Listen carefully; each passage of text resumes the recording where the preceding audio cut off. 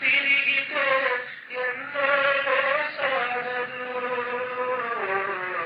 ఎన్నాడో సాగదు, నడచెన్నాడో సాగదు, నడిచేనావా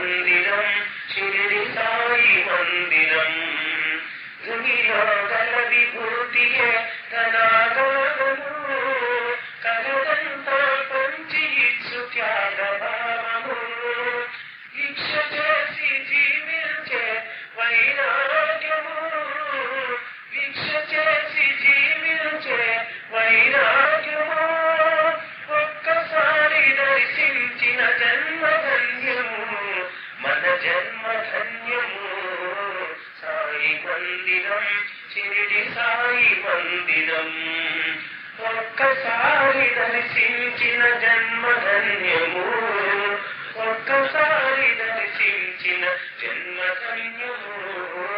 సాయి మందిరం, షిరిడి సాయి మందిరం, చరణముల చోభయమీచు చరణ మందిరం. సాయి మందిరం, షిరిడి సాయి మందిరం, సాయి మందిరం, షిరిడి సాయి మందిరం, సాయి మందిరం. శ్రీ శ్రీ సచ్చిదానంద సద్గురు సాయినాథ్ మహారాజ్ కీ జై.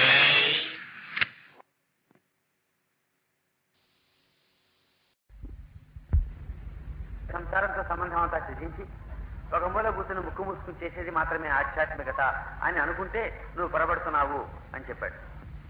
అట్లా కాదు, యుద్ధరంగంలో ఉన్నా సరే ఆ క్షణంలో నువ్వు యుద్ధం చేసేటప్పుడు నీ భావం ఎలా ఉండాలో అది సరిగా ఉంటే యుద్ధం కూడా యోగమే.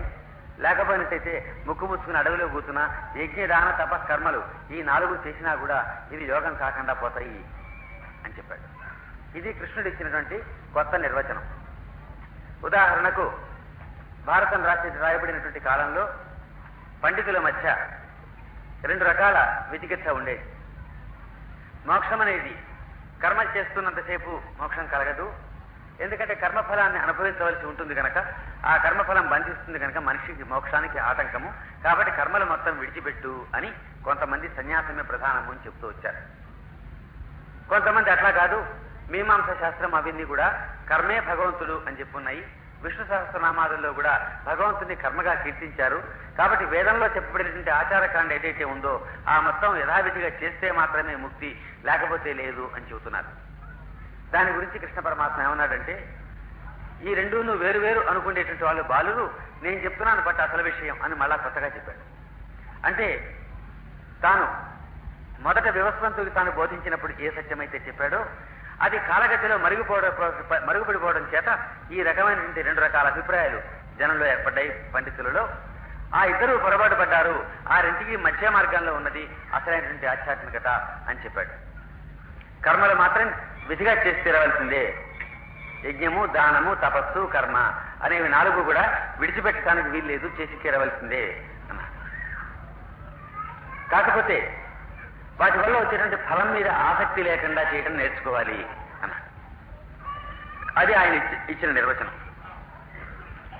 ఆ యజ్ఞము, దానము, తపస్సు, కర్మ అన్నప్పుడు ఈ కర్మ అనేటువంటి పదానికి స్వధర్మము అని అర్థం చెప్పాడు. అంటే తన గుణాన్ని, కర్మను అనుసరించి ఏ విధమైనటువంటి కర్మ చేయమని భగవంతుడు ఆదేశించాడో ఆ రకమైనటువంటి కర్మను అని అర్థం. కాబట్టి భగవద్గీతలో కృష్ణ పరమాత్మ చెప్పింది ఏమిటన్నమాట, ప్రపంచంతో సంబంధం అంతా వదులుకుని ఒక మూల కూర్చుని అడవిలో కూర్చుని చేసేటువంటి కాదు సాధన అంటే. అట్లా అడవిలో కూర్చుని చేసేది కాదు యోగం అంటే. జీవించడం తెలిస్తే జీవితమే యోగం, తెలియకపోతే అడవిలో కూర్చుని కుటీరంలో కూర్చుని చేసే యోగాభ్యాసం కూడా ఒక సంసారమే, తేడా ఏమీ లేదు. వీడు ఇక్కడ ఉద్యోగం చేసి వ్యాపారం చేసి డబ్బు సంపాదించాలని ప్రయత్నం చేస్తున్నాడు, వాడితో పారమార్థికమైనటువంటి ధనాన్ని సంపాదించాలని చూస్తున్నాడు. వీడికి కర్మఫలం ఉంటుంది, వాడికి కర్మఫలం ఉంటుంది. వీడికి జ్ఞానం రాదు, వాడికి జ్ఞానం రాదు. జ్ఞానం రావాలంటే యోగం ఒక్కటే పద్ధతి. యోగం అంటే ఇక్కడ యుద్ధరంగంలో యుద్ధం చేస్తున్నా సరే, మన సంసారాల్లో మనం ఉంటూ మన కర్తవ్యం మనం నిర్వహించుకుంటూ అయినా సరే, అవి నిర్వహించడం ఎలాగో తెలుసుకోవటమే యోగము.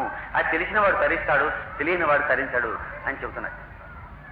కాబట్టి జీవితం యొక్క రహస్యం ఆధ్యాత్మికత. జీవించడం ఎలాగో కనుక తెలిస్తే, భారతంలో చెప్పినట్టు ధర్మవ్యాధుడు కూడా మహాధర్మం ఎరిగిన వాడే. అది కనుక తెలియకపోతే ధర్మరాజు కూడా వాడి దగ్గరికి వెళ్ళి నేర్చుకోవాల్సి వస్తుంది. అందుకని కృష్ణ పరమాత్మ ఇచ్చినటువంటి నిర్వచనం మనం గుర్తుంచుకోవాలి. ఇప్పుడు ఆధ్యాత్మిక జీవిత రహస్యము అన్నప్పుడు ముందు జీవిత రహస్యం ఆధ్యాత్మికత అని మొదట అర్థం చేసుకుంటే ఈ ఆధ్యాత్మిక జీవిత రహస్యం ఏమిటో మరొకసారి గుర్తు చేసుకుంటాం. ఇందాక మొదట ఇస్తున్న ప్రశ్న ఉన్నది, ఈ భక్తి భగవంతుని పూజించటము చేసినా చేయకున్నా ఇద్దరికీ కూడా కష్టాలు, సుఖాలు, మరణము, రోగము, అనారోగ్యము అనేవి అందరికీ సమానంగా ఉన్నాయి కదా, ఏమిటి తేడా అని అడిగితే ఇప్పుడు కృష్ణ పరమాత్మ చెప్పినటువంటి నిర్వచనమే సమాధానం దానికి. ఏ పరిస్థితులు వచ్చినా సరే ప్రశాంతంగా, స్థిరంగా, హాయిగా, సంతోషంగా ఉండగలుగుతాడు యోగి అయినవాడు. ఏ పరిస్థితుల్లోనూ సుఖము, సంతోషం లేకుండా ఉంటాడు యోగి కానివాడు. ఇది తేడా. ఎట్లాగా చదరంగం స్నేహితులు ఇద్దరు కలుసుకున్నారు చిరకాలం తర్వాత. ఆ ఇద్దరు స్నేహితులు కాలక్షేపానికి చదరంగం ఆడుకుందామన్నారు. ఆ చదరంగం ఆడేటప్పుడు ఎవడి సామర్థ్యాన్ని వాడు సంపూర్ణంగా ఉపయోగించి ఆడతాడు. ఎట్లాగైనా సరే అవతల వాడు ఆటను కట్టించాలని ప్రయత్నం చేస్తాడు. వాడు ఎట్లాగైనా సరే వీడి ఆటను కట్టించాలని ప్రయత్నం చేస్తాడు. ఆ ప్రయత్నం వెనకాల ఒకరి మీద ఒకరికి క్రూరత్వం ఏమీ లేదు, శత్రుత్వం ఏమీ లేదు. కానీ వాళ్ళ రాజులు, వాళ్ళ భటులు, వాడిద్దరిని నడిపించే వాళ్ళ మనస్సులు శత్రువులు పోరాడుకున్నట్టు పోరాడుకుంటాయి. ఎందుకంటే ఆ రాజు యొక్క ఓటమి ఆ వ్యక్తి యొక్క ఓటమి, ఆ రాజు యొక్క గెలుపు ఆ వ్యక్తి యొక్క గెలుపు. అందుకని ఆ రాజును నేను ఓడించాలని ప్రయత్నం చేస్తున్నప్పుడు నా స్నేహితుడిని ఓడించాలని ప్రయత్నం చేస్తున్నాను. నా రాజును అతను కట్టించాలని ప్రయత్నం చేస్తున్నప్పుడు నన్ను ఓడించాలని అతను ప్రయత్నం చేస్తున్నాడు. బద్ధశత్రువులైన ఇద్దరు రాజులు పోరాడుతున్నట్టే అది సన్నివేశం. అయినా కానీ ఆట ఎవరిది కట్టినా సరే ఇద్దరు మళ్ళీ సంతోషంగా భుజం మీద చేతులు వేసుకుని ఇంటికి వెళ్ళిపోతారు కాఫీ తాగి. అది అందులో విశేషం. అట్లా కాకుండా జీవితంలో ఏమవుతుంది, నలుగురం కలిసి ఓ చోటికి వెడితే వారిని ముందు కూర్చోబెట్టి నన్ను కూర్చోబెట్టకపోతే నాకు బాధ, నన్ను ముందు కూర్చోబెట్టి తర్వాత వారిని కూర్చోబెడితే వారికి బాధ. ఏమిటి రాజ్యాల దాకా అక్కర్లే. ఒక పెళ్లికి వెడితే వాళ్ళు మనకి సత్కారం సరిగా చేయలేదని బాధ. అంటే ఏమిటన్నమాట, మనం దుఃఖపడటానికి రాజ్యాలు పోనక్కర్లే. మనం అందరం పెద్దలంగా ఒక పెళ్లికి వెళ్ళినప్పుడు మొదట ఆయనకి ఇచ్చి చివరికి నాకు ఇస్తే చాలన్నమాట. నన్ను తక్కువ చేశారు, ఆయన ఎక్కువ చేశారు అని ప్రశ్న వస్తుంది. అందుకని యోగసూత్రం తెలిసినటువంటి వాడికి జీవితంలో కర్తవ్యం అంతా కూడా ఆ చదరంగపు ఆటలాగానే ఉంటుంది. ఇది గమనించుకోవాల్సిన విషయం. భారతం మొత్తం కూడా పురాణాలన్నీ అన్నిటి యొక్క రహస్యం కూడా ఇదేనని మనం గమనించుకోవాలి. యుద్ధం జరగబోతుంది. ఆ సమయంలో కౌరవులు వస్తే అదే కృష్ణుడు ఎలా మాట్లాడుతున్నాడు, పాండవులు వస్తే ఎట్లా మాట్లాడుతున్నాడు, వాళ్ళతోనూ ఆప్యాయంగానే మాట్లాడుతున్నాడు, వీళ్ళతోనూ ఆప్యాయంగానే మాట్లాడుతున్నాడు. వాళ్ళు మనసు విప్పి తమ భావం చెబుతున్నారు, వీళ్ళు తమ మనసు విప్పి తన భావం చెబుతున్నారు. మీ ఇద్దరిలో ఎవరేది కావాలంటే అది కోరుకోండి అని ఇద్దరికి సమానంగా అవకాశం ఇచ్చాడు. వాళ్ళు సేన కోరుకున్నారు, వీళ్ళు కృష్ణుని కోరుకున్నారు. అది వాళ్ళు కోరుకోవటంలోనే తేడా. పాండవులు కనుక సేనను కోరుకుంటే సేనని ఇచ్చి ఉండేవాడు, కౌరవులు కనుక తను కోరుకుంటే తన కౌరవులు వచ్చి ఉండేవాడు. వాడు కోరుకోలేదు, అది వాళ్ళ ఇష్టం. కానీ తాను మాత్రం ఇద్దరిని సమంగా త్రాసులు పెట్టి ఇద్దరికి అవకాశం ముందే ఇచ్చాడు. తాను మాత్రం సమత్వాన్ని ఎక్కడ చెడగొట్టలేదు. పాండవ పక్షపాతి అంటారు. ధర్మాన్ని వాళ్ళు అనుసరించారు కనుక పక్షపాతి అయినట్టు కనపడింది. ఆయన్ని సరిగా వాడుకోగలిగారు కనుక పక్షపాతి అయినట్టు మనకనిపిస్తుంది. అదే కనుక కౌరవులు కోరుకునుంటే కృష్ణుణ్ణి ఏమై ఉండేదో. ఆ అవకాశాన్ని మాత్రం ఆయన సమంగానే ఇచ్చాడు ఇద్దరికి. ఇది మనం గమనించుకోవాల్సిన విషయం. పాండవులను కూడా తను నడిపించడం కోసం ప్రయత్నం చేశాడు. యుద్ధరంగానికి వచ్చేటప్పుడు ఎంత పట్టుదలతో వచ్చారు. ద్రౌపదిని ఆ విధంగా పరాభవించినటువంటి వాడిని వీళ్ళందరినీ చంపాలని చెప్పి వాళ్ళు చేసిన ప్రతిజ్ఞలతోటి రక్తం ఉడికిపోతూ వచ్చారు.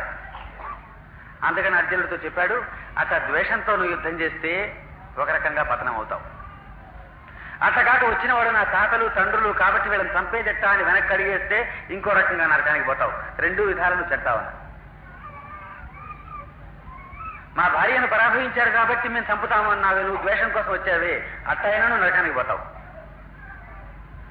అట్లా కాకపోతే వీళ్ళంతా నా బంధువులు, వీళ్ళు చచ్చిపోయాక నాకేమిటి అని నేను మానేస్తానవే, నువ్వు మానేస్తానది తప్పే, నువ్వు యుద్ధం చేస్తానన్నది తప్పే. మానేస్తామనడం కారణం అట్టా ఉండకూడదు, యుద్ధం చేస్తామంటాం కారణం అట్టాగా ఉండకూడదు.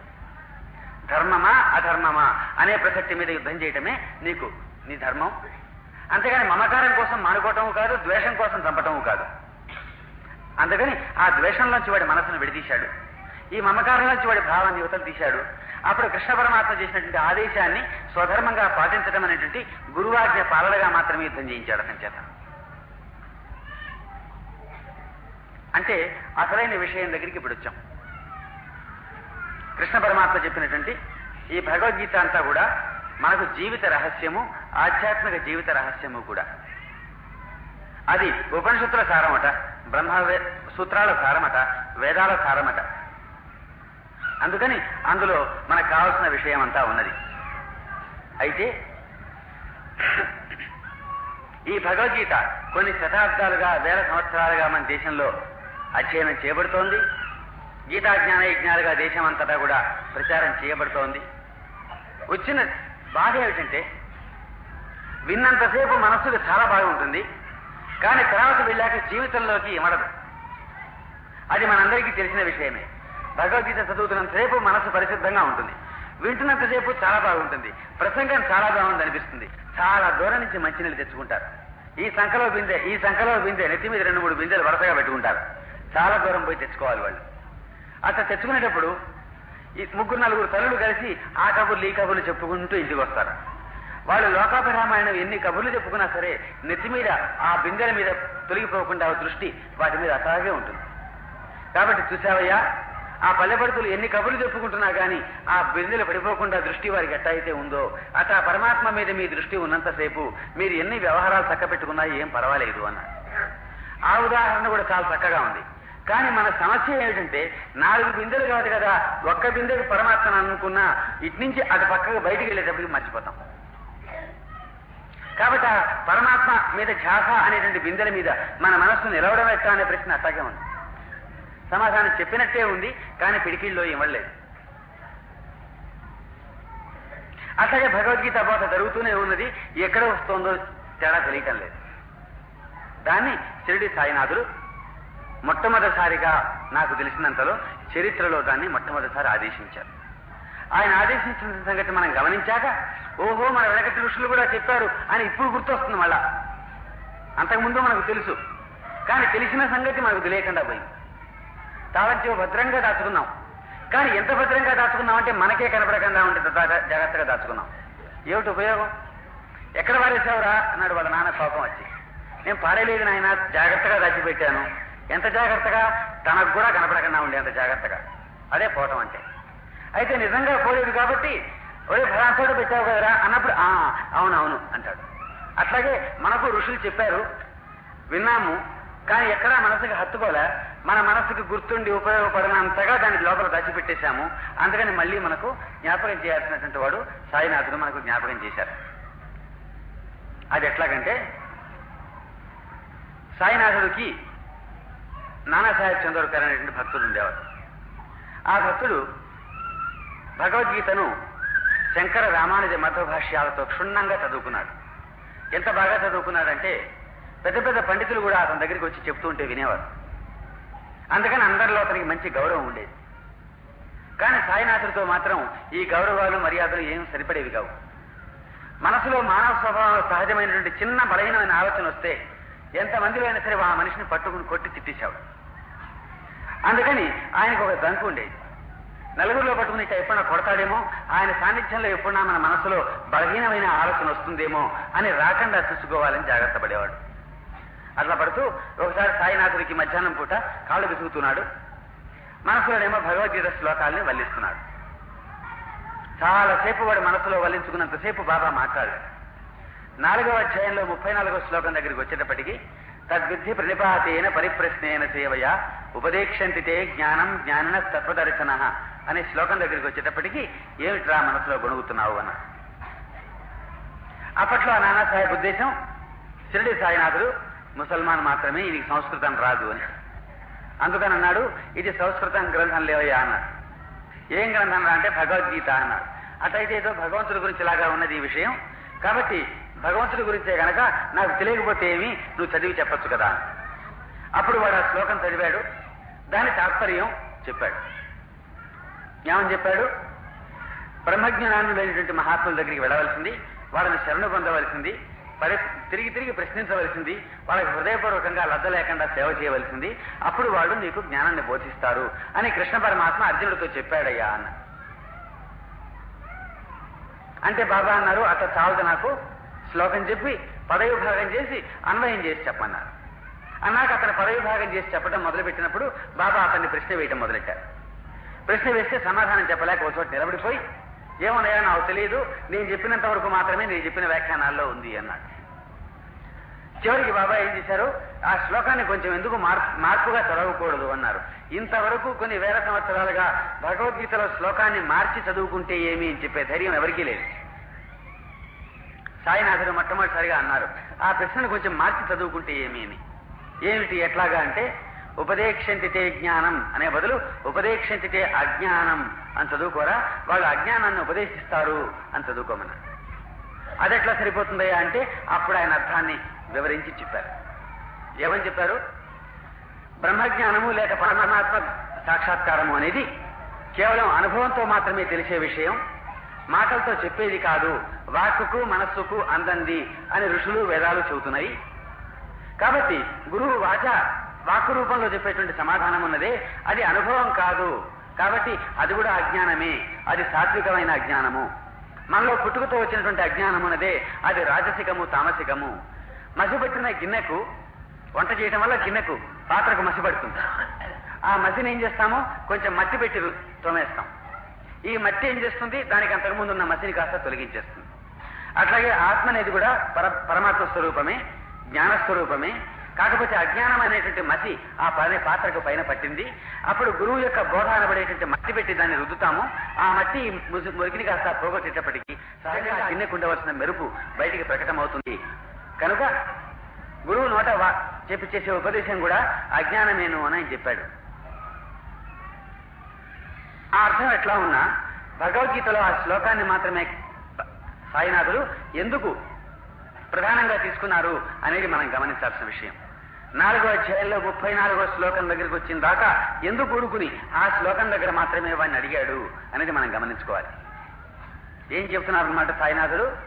ఒరే, శతాబ్దాలుగా భగవద్గీత ఎంతమంది చెప్తూ ఉన్నా, ఎంతసార్లు మీరు వింటూ ఉన్నా కూడా మీకు కొంచెం కూడా హత్తుకోకుండా ఆచరణలోకి ఎందుకు రావటం లేదో, నూనె రాసుకున్న ఒంటి మీద నీరు వలె ఒక్క చుక్క కూడా ఒంటికి అంటుకోకుండా కిందకెందుకు జారిపోతున్నదో దాన్ని తెలిపే శ్లోకం అదిరా. దాన్ని మీరు జాగ్రత్తగా గుర్తించుకోలేదు కనుక భగవద్గీత వ్యర్థమవుతోంది. ఆ ఒక్కటి గుర్తించుకుంటే తక్కిన భగవద్గీత మీరు అర్థం చేసుకోకపోయినా పర్వాలేదు. ఆ ఒక్కటి అర్థం చేసుకోకపోతే తక్కింది మీకు అర్థమయ్యే ప్రశ్నే లేదు అని అర్థం. ఆ శ్లోకం ఏం చెబుతోంది? పరమాత్మ స్వరూపి అయినటువంటి గురువుని ఆశ్రయించు అని చెబుతోంది. భగవద్గీతలో కృష్ణుడు నేను చెప్పిన భగవద్గీత నీకు చాలేవై, దీంతో నేను పరమాత్మ సాక్షాత్కారాన్ని పొందవచ్చు అని చెప్పలే. ఇది మనం జాగ్రత్తగా అర్థం చేసుకోవాల్సింది. కృష్ణ పరమాత్మ నేను చేసిన భగవద్గీత ఉపదేశం చాలు, దీంతోనే నువ్వు ముక్తి పొందుతావు అని చెప్పలే. పైగా ఈ శ్లోకంలో ఏమన్నాడు? బ్రహ్మజ్ఞానుడైనటువంటి మహాత్ములను నువ్వు వెళ్ళి ఆశ్రయించాలి అని చెబుతున్నాడు. తాను చెప్పిన భగవద్గీతతోనే కనుక వాడు ముక్తి చెందడం సరిపోయేటట్టయితే ఈ శ్లోకం ఎందుకు చెప్పినట్టు? నా దగ్గరికి వస్తే మీ డబ్బులు ఏవో పోతాయని మీరు అనుకున్నప్పుడు నేను ఫలానా వారి దగ్గరికి వెళ్ళండి అని నేను చెప్పాను అనుకోండి, ఎందుకు చెప్పినట్టు? వారి దగ్గరికి వెళ్తాం అవసరం కాబట్టి. అట్లాగే భగవద్గీతలో కృష్ణ పరమాత్మ బ్రహ్మవేత్తలైనటువంటి గురువుల దగ్గరికి వెళ్ళవలసింది, వాళ్ళకి శరణాగతి పొందవలసింది, వాళ్ళని ప్రశ్న తిరిగి అడగవలసింది, వాళ్ళను సేవించవలసింది, వాళ్ళు మీకు జ్ఞానం కలిగేలా చేస్తారు అని ఆ శ్లోకం చెప్పటంలో పరమాత్మ స్వరూపమైనటువంటి గురువుని ఆశ్రయించండి అని చెబుతున్నాడు. అది ఆధ్యాత్మిక జీవిత రహస్యము అని వాళ్ళ ప్రధానమైన అంశం.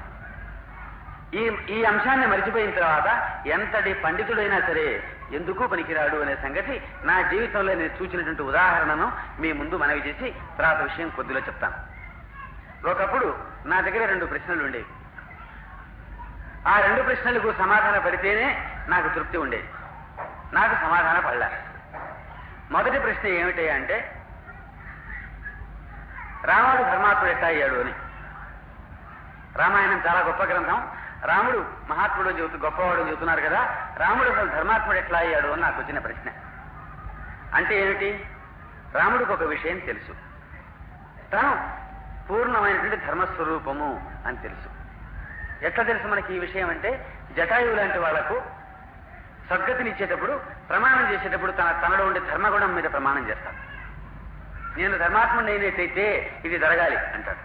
అంటే మనకు భగవంతుడు ఎంత ప్రధానమో ఆయనకు ధర్మం అంత ప్రధానం అన్నమాట. అందుకని తాను పూర్ణమైన ధర్మాత్ముడనే సంగతి రాముడికి తెలుసు.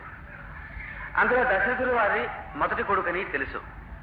అయినప్పుడు తను పరిపాలన చేస్తే ప్రజలకు అందరికంటే కూడా ఇంకెవరు పరిపాలించినప్పటికంటే కూడా ఎక్కువ శ్రేయస్సు కూరుతుంది అని తనకు తెలుసు. అయినప్పుడు ఆ ధర్మం కోసం నిలబడి రాజ్యాన్ని పట్టాభిషేకం తనే తీసుకోకుండా అధర్మంగా 3వ తల్లికి దశరథుల వారు ఇచ్చినటువంటి మాటకు తలవొగ్గి అరణ్యాలకు వెళ్ళాడు. ఆయనకి ధర్మమేనా? ఇది నాకు వచ్చిన ప్రశ్న. దశరథుల వారు ఇచ్చినటువంటి వరం అధర్మమైంది. రాజ్యారూఢుడైనటువంటి మొదటి కొడుకు ఉండగా 3వ కొడుకు రాజ్యం ఇస్తామంటాం అనేది చాలా అన్యాయం. 4వ కొడుకు ఇస్తామంటాం. అది ఆ వరం ఇవ్వడానికి గల కారణం ఆయన కలిగిన కామం మాత్రమే.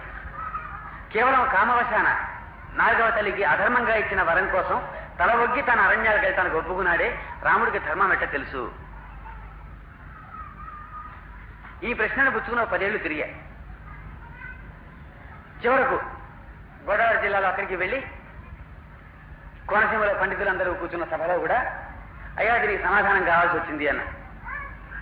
అంటే వారు ఏమన్నారంటే, దాంట్లో ఏముంది, పితృవాక్య పాలన అనేది ప్రధానంగా తీసుకున్నాడు ఆయన అన్నారు. అది కనుక అయితే ఆ మాట పోయి కృష్ణుడికి చెప్పండి ఒకసారి అని చెప్పారు. అంటే తక్కిన ధర్మాలన్నిటికీ కంటే కూడా తండ్రి మాట కనుక అంత అధికమైతే మొట్టమొదటి దుర్మార్గుడు ప్రహ్లాదుడు. తండ్రి మాట కాదని హరినామస్మరణ చేస్తూ వచ్చాడు. తక్కిన అన్ని ధర్మాల కంటే పరమాత్మని గొడవటం కంటే కూడా తండ్రి మాట కనుక గొప్పది అయ్యేటట్టయితే ప్రహ్లాదుడు మొదటి దుర్మార్గుడు, మొదటి భక్తుడు కాడు. ఏమండి మరి దీని సంగతి ఏం చెప్తారు? పైగా యుద్ధరంగంలో అర్జునుడికి వచ్చిన ప్రశ్న ఏమిటి? తండ్రుల వరుస, తాతల వరుస, గురువులు అయినటువంటి వాళ్ళంతా కురు సైన్యంలో ఉన్నారే, వీళ్ళందరినీ చంపడం ధర్మవచ్చ అవుతుందబ్బా అన్నాడు. ఎంత అన్యాయం ఇది అన్నాడు, ఘోరం అన్నాడు. అంటే కృష్ణుడు చెప్పిన బోధ ఏమిటి?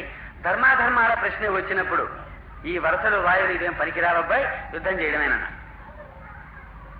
కృష్ణుడు చెప్పిన మాట కనుక రైట్ అయితే రాముడు వారి ధర్మాన్ని వచ్చింటే దశరథుడితో యుద్ధం మొదలు పెట్టాలి. మొదట నువ్వెవరా నాకు అధికారం ఉన్న రాజ్యాన్ని కాదని 3వ 4వ వాడికి ఇవ్వడానికి, ఎవడు అడ్డం వస్తాడో చూస్తాను, నేను రాజ్యం తీసుకుంటున్నానని చెప్పాలి.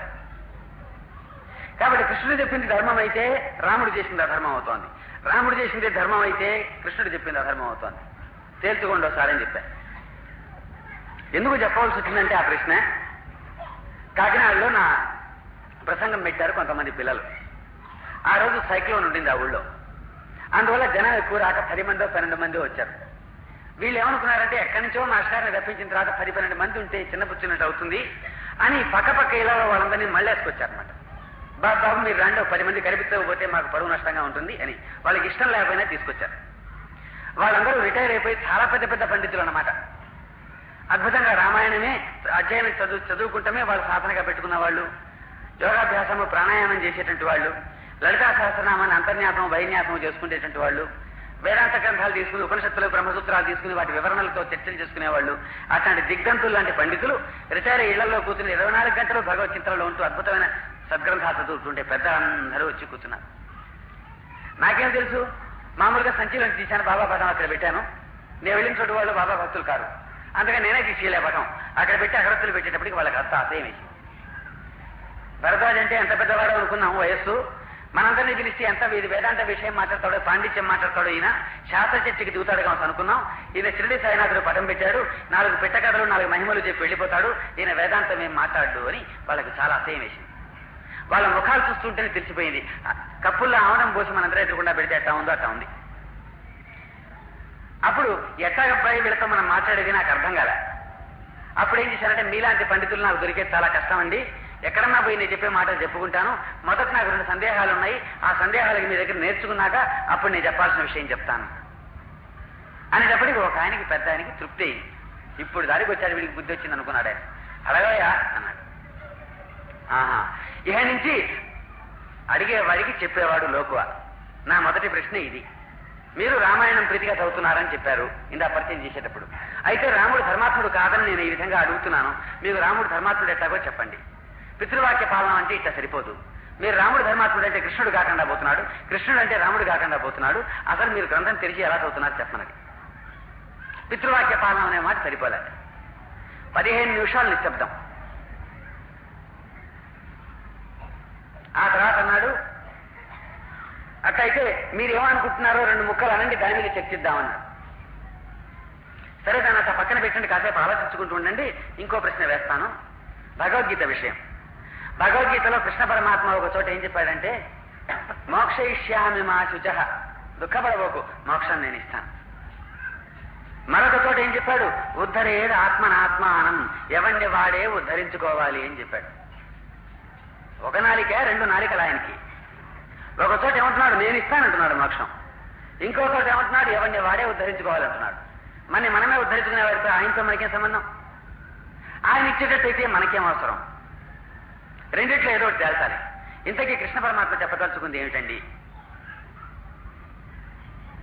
అనేటప్పటికీ మళ్ళా 15 నిమిషాలు నిశ్శబ్దం. ఒక ఆయన అన్నారు 5 నిమిషాలు పోయాక, అధికారీ భేదం అండి అన్నారు. అధికారీ భేదం అంటే ఎవరి సామర్థ్యానికి తగినటువంటి, ఎవరి సంస్కారానికి తగినటువంటిది వాడికి చెప్పటము అని అర్థం. అంటే అట్లాంటి సమాధానం నేను సరిపోవండి, భగవద్గీతలో కృష్ణ పరమాత్మ మీరు చెప్పిన సమాధానం చెప్పలేదు, దస్తావేజుల్లో హంసపాదులు పెట్టి పైన మార్చి జడ్జిమెంట్లు మార్చినట్టు ఏం ప్రయత్నం చేయొద్దు. మోక్షం అనేది భగవంతుడు ఇచ్చేదా మనం పొందేదా తేల్చండి ఒకటే సంగతి. అందులో ఏది రైతైనా రెండోది తప్పు, కృష్ణుడు తప్పు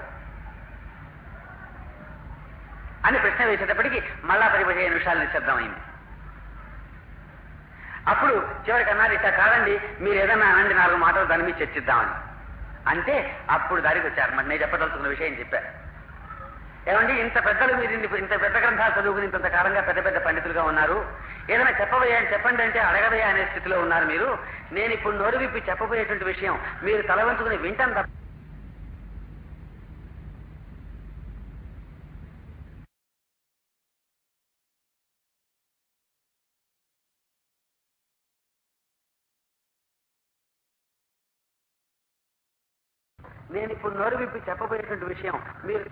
వింటాను తప్ప చర్చగా తాగుండదండి అని చెప్పారు. అట్లా చెప్తే తప్ప తర్వాత చెప్పిన విషయం వాళ్ళు వినరు. వాళ్ళు ఎంత పండితులైతే కావచ్చు కాక, మీ విద్య ఎంతైనా సరే, మీ పాండిత్యం ఎంతున్నా సరే, నేను అనుకున్న విషయం 2 చెప్పటం మొదలు పెడితే మీరు తలవంతుకు వినటమే తప్ప చర్చగా మీకేం తాగుండదండి. కారణం నేనంత మేధావినని కాదు కారణం. షిరిడీ పోయినప్పుడు సాయినాథుని యొక్క పాదుకలకు నమస్కారం చేసుకుంటూ ఉండగా మనసులో సమాధానం మెరిచింది. అందుకని దానికి తిరుగులేదు. ఆ మహనీయుడి యొక్క మహిమది. ఈ విద్యలన్నిటికీ సద్గురువుని సేవించండి, లాభం లేదు అని ప్రాచీన ఋషులు చెప్పారు. మీరు సద్గురువుని సేవించకుండా గ్రంథాలు మాత్రమే పట్టు కూర్చున్నారు. నేను సద్గురువుని సేవించాను. అందుకని సద్గురువు యొక్క పాదాలకు నమస్కారం చేసుకుంటూ ఉండగా నాకు సమాధానం తట్టింది కనుక ఆ సమాధానానికి మీరు విన్నాక ప్రశ్న చెప్పాను, చర్చకు తావులేదు అని చెబుతాను పట్టండి అని నేనే చెప్పాను. ఏం చెప్పానో కూడా మీకు చూస్తే కుతూహలం మీకు అదంతా విని హృదయం పులికించిపోయింది. ఆ సంతోషంతో వెళ్ళి ద్వారకామాయిలో పాదుకులకి నమస్కారం చేసుకుంటుంటే మనసు అప్రయత్నంగా ఒక మాట అనుకుంది. ఏమనుకుంది? ఏమయ్యా, నీ అసలు రూపాన్నేమో భౌతిక రూపాన్నేమో మరుగుపరిచావు. నీ భౌతిక రూపం మరుగుపడిపోయినా సరే నీ పాదుకలు భక్తులకు అనుభవాలను ఇచ్చి ఏ విధంగా పరిపాలిస్తున్నాయో చూడు నీ స్థానంలో అనుకుంటూ పాదుకి నమస్కారం చేశారు. నమస్కారం చేసినప్పుడు మనసులో ఏమనిపించిందంటే, రాములు వారు అరణ్యానికి వెళ్ళిపోయినా కానీ వారు పాదుకలు భరతుల యొక్క సింహాసనం మీద కూర్చుని ఇట్టాగే పరిపాలించే కాబోలు అనిపించింది. అనిపించగానే 10 సంవత్సరాలుగా నా మనసును పట్టుకుని వీడకుండా ఏడిపిస్తున్న ప్రశ్న సమాధాన పడిపోయింది. రాముడు అరణ్యానికి వెళ్ళటానికి తల ఒగ్గడానికి గల కారణం ధర్మాధర్మాలు తెలియక కాదు, తెలిసి. ఎట్లాగా అంటే తనలో ఉండే ధర్మగుణం మీద తనకి ఎంత విశ్వాసం అంటే, తను గనక వరమిస్తే జటాయు స్వర్గానికి వెళ్ళిపోతాడు, వైకుంఠానికి వెళ్ళిపోతాడని తెలుసు. తనలో ఉండే ధర్మం యొక్క బలం అంతటి అని తెలుసు. అని తెలుసు కనుక తను అరణ్యానికి వెళ్ళినా సరే, తన బదులు భరతుడు సింహాసనం మీద పట్టాభిషిక్తుడు అయినా సరే వాడిని మళ్ళీ అరణ్యానికి తెప్పించి తన పాదుకలు తీసుకెళ్లి సింహాసనం మీద పెట్టించి తాను ఉండి పరిపాలిస్తే ఎట్లా ఉంటుందో తన అభిప్రాయాలకు అనుగుణంగానే భరతుల చేత పరిపాలింపజేస్తుంది ఆ ధర్మము అని ఆయనకి తెలుసు. కాబట్టి తన అరణ్యానికి వెళ్ళటం మూలాన ప్రజలకు ధర్మపాలనం లోపించదు అని తెలుసు ఆయన. రెండవది, తను అరణ్యానికి వెడితే మాత్రమే ఋషులకు రాక్షసుల నుండి రక్షణ లభిస్తుంది, అది ఇంకొకడు చేయలేడు. ఆ విషయం విశ్వామిత్రుడు మొదటే చెప్పాడు.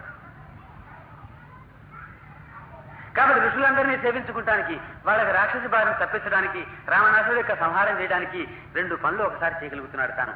పాదుకలను అక్కడ పెట్టేమో పాదుకల రూపంలో దేశాన్ని పరిపాలించగలుగుతున్నాడు, ఇటుపక్క అరణ్యానికి వెళ్ళేమో ఈ పని చేయగలుగుతున్నాడు. తండ్రి అధర్మంగా ఇచ్చినటువంటి వరమైనా సరే తన ధర్మాచరణకు అండగా మాత్రమే, దోహదంగా మాత్రమే, సాకుగా మాత్రమే నిలిచింది. అంటే తన యొక్క ధర్మగుణం ఎంతటిదంటే, అధర్మ ప్రవృత్తిలాగా కనిపించినప్పటికీ దశరథుడు నోట వెంట వచ్చినటువంటి మాట తన అవతార కార్యానికి తగిన రీతిని వచ్చింది.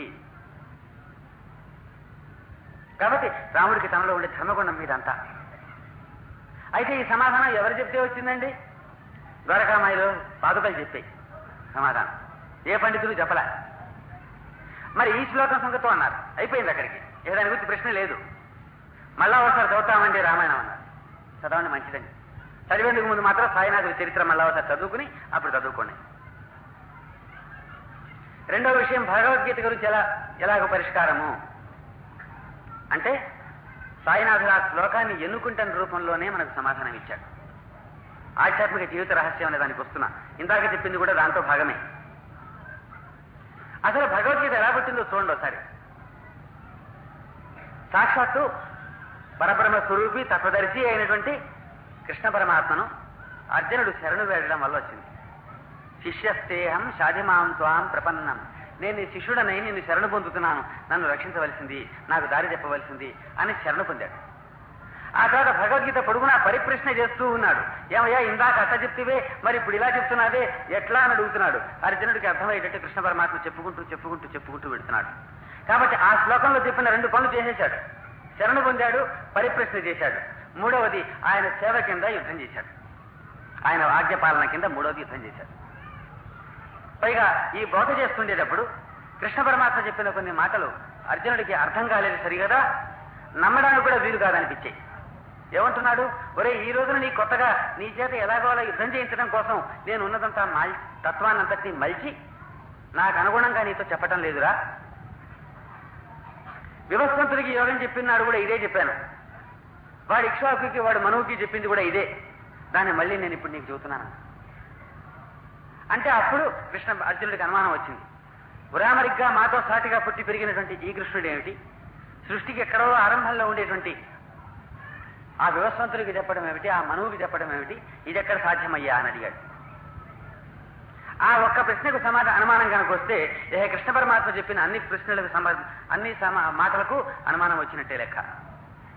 ఏ విధంగా? నేను అన్ని జీవుల హృదయాల్లో నేనే ఉన్నాను అన్నాడు అనుకోండి, ఎట్లా వీలవుతుంది? మన ఎదురుకుండా నుంచి మనిషిలా మాట్లాడుతూ అందరి హృదయాల్లో వాడు ఎట్లా ఉంటాడు? ఇట్లా ఈ అన్ని ప్రశ్నలే. అందుకని కృష్ణ పరమాత్మ ఏం చేశాడంటే విశ్వరూప సాక్షాత్కారము అనేటువంటి ఆధ్యాత్మిక అనుభూతిని వాడికి ఇచ్చాడు. ఎన్ని మాటలతో చెబితే అవుతుంది అది? అందుకని విశ్వమంతా తన రూపమే అని నిదర్శనం ఇచ్చాడు. ఆ అనుభవం చేత కృష్ణుడు చెప్పిన మాటల యందు వాడికి పూర్ణమైన విశ్వాసం కలిగింది. కాబట్టి ఎందుకు ఆ భగవద్గీత శ్లోకం బ్రహ్మవేత్త అయిన తత్వదర్శిని ఆశ్రయించని చెబుతుందంటే, నోటి మీద చెప్పడం కాదోయ్, ఎన్నిసార్లు చెప్పినా నీ వంట పట్టక, నీ తలకెక్కక, నీ జీవితంలో ఆచరణకు రాక నువ్వు బాధపడుతూ కనుకుంటే, పరిపూర్ణమైన బ్రహ్మవేత్తను ఆశ్రయించినట్టయితే అందుకు తగిన అనుభవం నీకు ఇస్తాడు. బోధకులు అనుభవం ఇవ్వలేరు, చెప్పగలరు, 1-4 సార్లు చెప్పగలరు. అంతే తప్ప అనుభవానికి రావడానికి కావాల్సిన నిదర్శనం ఇవ్వడం ఉందే, బ్రహ్మవేత్త అయిన వాడికి మాత్రమే వీలవుతుంది, ఇంకొకటికి వీలవదు. కాబట్టి భగవద్గీత రహస్యమంతా ఆ ఒక్క శ్లోకంలో ఉంది. అర్జునుడు ఎప్పుడు ఏ పరిస్థితిలో కృష్ణుని అడిగాడు? యుద్ధరంగానికి వచ్చిన తర్వాత ఏది ధర్మమో ఏది అధర్మమో తెలియకుండా గందరగోళం అయిపోయిన పరిస్థితిలో అడిగాడు. ధర్మ సమ్మూఢ చేత అన్నాడు. ధర్మం విషయంలో సమ్మూఢం అయిపోయింది, నా మనస్సు తెలియకుండా పోయింది, చెప్పవయ్యా అని అడిగాడు. ఇదివరకు అన్న దగ్గర ధర్మాలు విన్నాడు, ధర్మం పాటించాడు. కానీ యుద్ధరంగంలో వీళ్ళందరినీ చూసేటప్పటికి ఏది ధర్మం ఏది అధర్మం తెలియకుండా పోయి గందరగోళ పడిపోయిన స్థితిలో అడిగాడు. చదువుకున్న శాస్త్రాలన్నీ మరిచిపోయిన స్థితిలో అడిగాడు. అయినా ఏం పర్వాలేదు, కృష్ణ పరమాత్మ ఏం చేశాడు? మళ్ళీ అంత ధర్మాలు, అన్ని తత్వాలు మళ్ళీ తిరిగి వాడికి బోధించాడు. ఆ బోధించడంతో పాటు అందుకు తగినటువంటి అనుభవాన్ని వాడికి అనుగ్రహించాడు. అందుకని గీత యొక్క హృదయం మాత్రం ఆ శ్లోకంలో ఉన్నది. ఇప్పటికీ 2 విషయాలు అనుకున్నాం. జీవితానికి రహస్యం ఆధ్యాత్మికత అని చెప్పడానికి కృష్ణ పరమాత్మ యోగము అని చెప్పాడు దాన్ని. ఈ యోగానికి మొత్తానికి రహస్యం ఆ 4వ అధ్యాయంలోని 34వ శ్లోకంలో ఉన్నది. ఏది? పూర్ణుడైనటువంటి గురువుని ఆశ్రయించవలసింది, బ్రహ్మవేత్త అయినటువంటి గురువుని ఆశ్రయించవలసింది అని. అంత చెప్పినా లోకానికి చాలదేమోన్న ఉద్దేశంతో తాను దాన్ని ఆచరించి చూపించాడు. తాను సాందీపని మహర్షికి శిష్యుడై సేవించి చూపించాడు. రాములు వారు మనం ఆచరించవలసిన ధర్మాన్నంతటినీ కూడా తాను ఆచరించి చూపించాడు, వాక్యం చెప్పడం కాకుండా. అందులో మొదట ఆయన అవతార కార్యానికి నాంది ఎక్కడ అంటే, విశ్వామిత్రుల వారు వచ్చి దశరథుల వారిని అడిగి జాగరక్షణ కోసం రాముల వారిని తీసుకెళ్లడంతో మొదలైంది. అంటే విశ్వామిత్రుడికి శిష్యుడై సేవ చేయడంతో రాముల వారి యొక్క అవతార కార్యానికి నాంది పలికింది. అంటే జీవితంలో మనం మొట్టమొదటిగా చేయవలసిన కర్తవ్యం ఏదని రాముడు తన ఆచరణ ద్వారా చెబుతున్నాడు అంటే, అటువంటి పూర్ణుడైనటువంటి బ్రహ్మర్షి అయినటువంటి గురువుని మనం ఆశ్రయించాలి అని రాముడు చెబుతున్నాడు. 2 చెప్పారు వాళ్ళు. మా వంటి అవతార పురుషులకైనా సరే శరీరంతో వచ్చినప్పుడు మేము కూడా ఆశ్రయించవలసిందే అన్నారు. లేకపోతే ధర్మం చెడిపోతుందన్నారు. అయినప్పుడు మనకు తప్పుతుందా? ఈ ఒక్క రహస్యాన్ని ఎన్ని భగవద్గీత జ్ఞానయజ్ఞాలైనా చేయవచ్చు, ఎంత చక్కగానైనా భగవద్గీతని వివరించవచ్చు. కానీ ఆ 34వ శ్లోకంలో ఉన్నది అతి ముఖ్యమైంది. అది మీరు ఆచరించండి, ఆచరించిన నాడే భగవద్గీత మీ దేశం మీకు రక్ష కడుతుంది, దేశానికి సంస్కృతికి ఒక వెన్ను లాంటి పట్టు వస్తుంది అని చెప్పినవాడెవడు? వారికంటే భగవద్గీత నే బాగా చెప్పానా లేదా, నాకంటే బాగా వారు చెప్పారు లేదా అనే ప్రశ్నే తప్ప, మనకు ఆచరణ యోగ్యమైనటువంటి మూల సూత్రాన్ని కృష్ణ పరమాత్మ చెప్పింది మనం గ్రహించుకుని వీళ్ళకి చెప్పామా, మనం ఆచరించగలిగామా ఆ శ్లోకాన్ని గుర్తుపట్టుకుని అని చూసుకునేటువంటి ప్రశ్న ఎంతకాలం అయితే రాదో అంతకాలం భగవద్గీతను వింటూనే ఉంటాం. మన గీత ఇట్టాగే ఉంటుంది, దాని గీత అట్టాగే ఉంటుంది. గీత అంటారు దీన్ని. అంత భగవద్గీత విన్నాక మన గీత అట్టాగే ఉంటుంది. మనలాంటి అసాధ్యుల పాలిట పట్టం ఆ గీత యొక్క గీత కూడా అట్టాగే ఉంటుంది.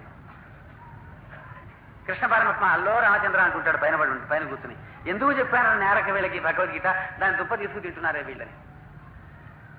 ఎందుకని చెప్పిన ఒక్క పని చేయలేదు వాళ్ళు. ఎంత గొప్ప వైద్యుడైతే మాత్రం వాడు ఇచ్చిన మందు తీసుకొచ్చి మనం అక్కడ పూజా మందిరంలో పెట్టి నమస్కారం చేస్తూ రోజుకోసారి ఆయనకి ఆ వైద్యులు గారికి ఉన్న డిగ్రీలన్నీ ఒకసారి శ్లోకం మంత్రాలాగా వల్లించి జపం చేస్తుంటే తగ్గుతుందా? ఆ మందు మనం తీసుకుంటే తగ్గుతుంది. అలా కృష్ణ పరమాత్మ చేయమంది చేస్తే తగ్గుతుంది, కానీ రోజుకోసారి వల్లిస్తే తగ్గుతుందా? అందుకని కృష్ణ పరమాత్మ భగవద్గీతలో చెప్పింది కానీ తాను ఆచరించి చూపించింది కానీ, రాముడు ఆచరించి చూపించింది కానీ, అనాదిగా ఋషి పరంపరంతా ఆచరిస్తూ వస్తున్నది కానీ, చివరికి పురాణ కథలో విశ్వామిత్రుడి యొక్క కథ ద్వారా మనకు తెలిసిన విషయం కానీ, మనం గమనించుకోవాల్సింది అదే. విశ్వామిత్రుడు కొన్ని వందల సంవత్సరాల పాటు అంతర్ముఖుడై తపస్సు చేశాడు. ఎన్నిసార్లు తపస్సు చేసినా క్షణకాలం కలుగరిచిన క్షణంలో కామం రానివ్వండి, క్రోధం రానివ్వండి, ఇంకోటి రానివ్వండి మొత్తం తపోభంగమై మళ్ళీ ప్రారంభించుకోవాల్సి వచ్చినట్టు మన పురాణ కథలు చెప్పాయి. చివరికి అంత తపస్సు చేసినా మనిషిలో రాక్షస గుణం పూర్తిగా పోలేదంటానికి మనకి గుర్తెట్ట తనని బ్రహ్మర్షి అని అంగీకరించినందుకు వశిష్ఠుల వారి 100 కొడుకుల్ని చంపేశాడు. ఆస్తిపాస్తుల మీదకి వచ్చినా మనందరం చంపలేం, మన చంపినా మనం ఎక్కువ మంది తిరిగి చంపలేం. అలాంటిది కేవలం తన బ్రహ్మర్షిని ఒప్పుకోని కారణంగా చంపాడు 100 మంది కొడుకుల్ని. అంటే అంత తపస్సు చేసినా కానీ మనిషిలో రాక్షసత్వం చివరిదాకా అట్టగా మిగిలింది. కానీ ఎప్పుడు పోయింది? ఆయన శరణు పొంది నమస్కరించి ఉపదేశం అడిగిన దగ్గర నుంచి, ఆయన నోటి మాట అయిన దగ్గర నుంచి అప్పుడు వెళ్ళి తపస్సు చేసుకుంటే అప్పుడు కూడా ఆయన బ్రహ్మర్షిని ఆశ్రయించడంతోనే వచ్చింది, కానీ తపస్సు వల్ల రాలే. ఈ విషయాన్ని భగవద్గీత చెప్పింది. నా యజ్ఞైర్న దానైర్న తపోభిరుగ్రై. యజ్ఞం వల్ల రాదు, దానాల వల్ల రాదు, ఉగ్రమైన తపస్సులు చేసినందువల్ల రాదు ఈ విధమైనటువంటి దర్శనం అన్నాడు. మరి దేనివల్ల వస్తుందన్నా? తనను సరిగా సేవించడం తెలుసుకుంటేను అన్నాడు. అనన్యమైనటువంటి భక్తి చేత మాత్రమే వస్తుంది అన్నాడు. అనన్యమైన భక్తి ఎలా వస్తుంది అంటే అదే యోగం అంటే అన్నాడు. ఇప్పుడు ఆధ్యాత్మిక జీవిత రహస్యం దగ్గరికి ఇప్పుడు వచ్చామన్నమాట. ఏమిటి అంటే అది మన నిరంతరం మన జీవితంలో మనం కొనసాగించుకుంటూ కూడా అనుక్షణం ఆయన్ని గుర్తుపెట్టుకోగలగాలి. ఎవరిని? పరమాత్మ స్వరూపాన్ని. ఎట్లా గుర్తుపెట్టుకుంటాం? మనం ఎప్పుడన్నా చూసామా? చూసిన వస్తువుని మనం గుర్తుపెట్టుకోవచ్చు, చూడని వస్తువుని గుర్తుపెట్టుకోవటం ఎట్టా? ఒకప్పుడు చూసింది గుర్తుపెట్టుకోవచ్చు, ఒకప్పుడు తెలుసుకున్న దాన్ని మర్చిపోకుండా గుర్తుపెట్టుకోవచ్చు. ఎప్పుడు తెలియంది, ఎప్పుడు చూడండి గుర్తుపెట్టుకోవటం ఎట్టా వీలవుతుంది?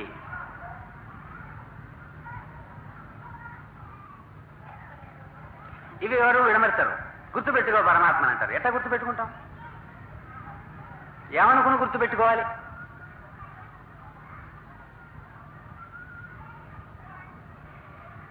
అందుకని పరమాత్మను గుర్తుపెట్టుకునేందుకు వేరొక మార్గమే లేదు అని ఇందాక నేను ఏ శ్లోకంతో అయితే ఈ ప్రసంగం ప్రారంభించానో ఆ శ్లోకంలో ఉన్నది. ఏ శ్లోకంతో అన్నగారు ఈనాటి ప్రసంగాన్ని ప్రారంభించారో ఆ శ్లోకంలో ఉన్నది. గురుర్ బ్రహ్మ గురుర్ విష్ణు గురుర్దేవో మహేశ్వర గురు సాక్షాత్ పరం బ్రహ్మ తస్మై శ్రీ గురవే నమః అన్న శ్లోకంలో ఉన్నది. ఆ పరమాత్మ ఎట్లా ఉంటాడో నువ్వు చూడలేదు కనుక గుర్తుపెట్టుకోలేవు.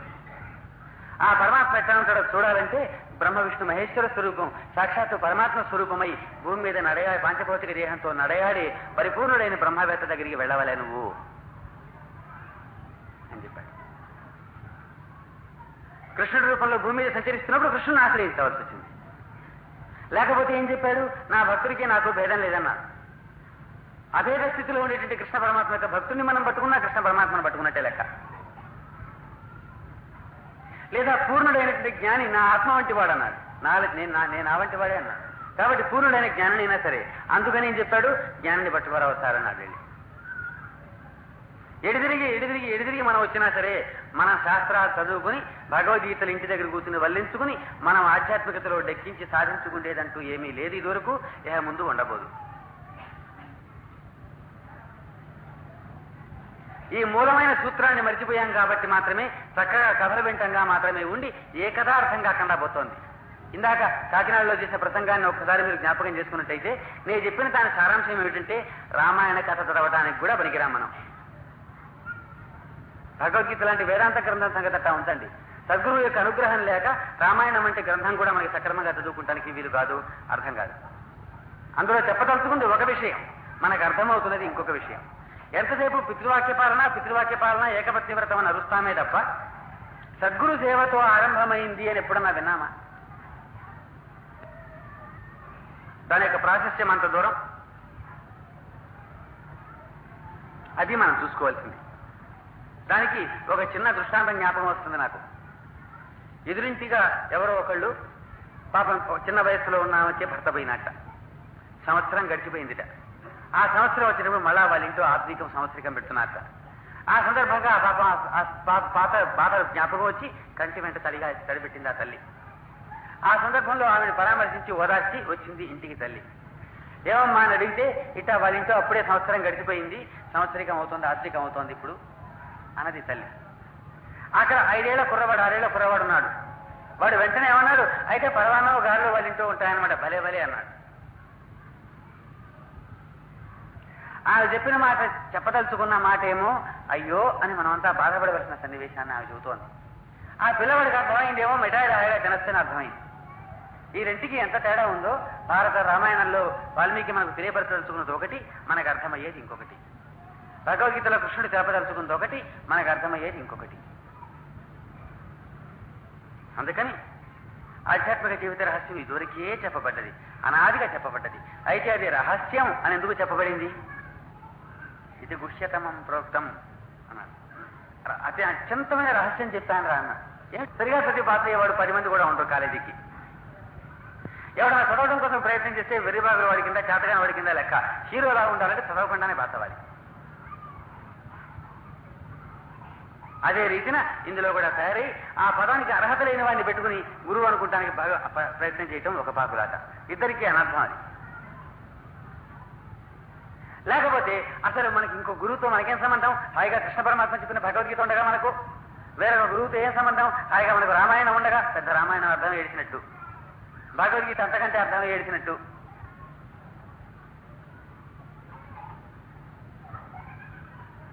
అందుకని అట్లాగూ లేదనుకున్న, అవసరం లేదనుకున్న మన దారిని మనం పోదాం అనుకున్నా పొరపాటే, అవసరం ఉందనుకుని ఎక్కడికంటే అక్కడే పరిగెత్తినా పొరపాటే.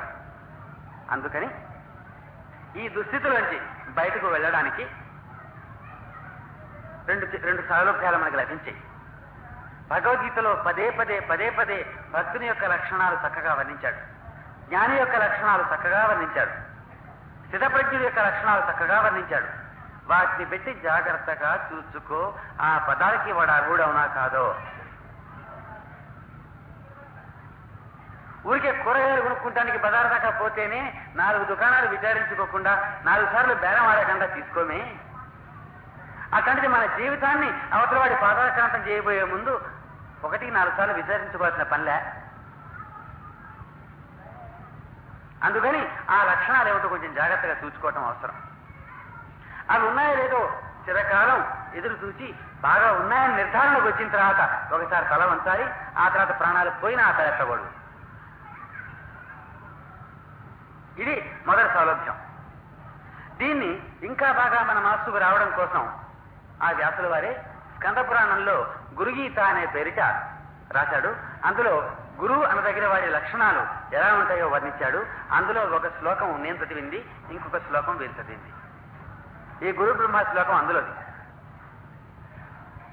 ఎవడు పరమాత్మ స్వరూపి కాడో వాడిని పట్టుకుని వాడు ఎట్టగోట పరమాత్మ అవును అని నమ్మడం కోసం ప్రయత్నం చేయటం కాదు. పరమాత్మ జ్ఞానం లేని వాడి దగ్గరికి వెళ్ళి ఓ ఉపదేశం చేసుకొచ్చి ఆ వాడిని పట్టుకుని వాడు గురువు అనుకునేటట్టు ప్రయత్నం చేయడం కాదు. ఎట్లా వీలవుతుంది? నా మీద మీకు ఎంతైనా అభిమానం ఉండొచ్చు కాక, నేను భీముడిని నిరూపించడం కోసం మీరు ఏనుగుని తీసుకొచ్చి నా వీపు నిలబెడితే నేనేం కావాలి? మీరు ఇంటి దగ్గర నమ్ముకోవచ్చు కావాలంటే. మా మిత్రుడు భరద్వాజ ఏనుగును భీముడు అంత బలవంతుడు అని మీరు చెప్పుకోవచ్చు, సంతోషంగా చెప్పుకోండి, ఇంకా బస్తాలు చెప్పుకోండి. కానీ తీసుకొచ్చి అంత సంతోషంతో లోకాన్ని నిరూపించడం కోసం నా వీపు మీద ఏనుగును పెడితే మాత్రం నా దుబ్బదైపోతుంది. అట్లాగే ఎవరు త్రిమూర్తి స్వరూపుడో, ఎవరు పరబ్రహ్మ స్వరూపో వాడిని ఆశ్రయించమని ఆ శ్లోకం చెబుతోంది. కానీ వాడిని పట్టుకుని అవును అనుకుంటాం కోసం ప్రయత్నం చేయమని చెప్పలే.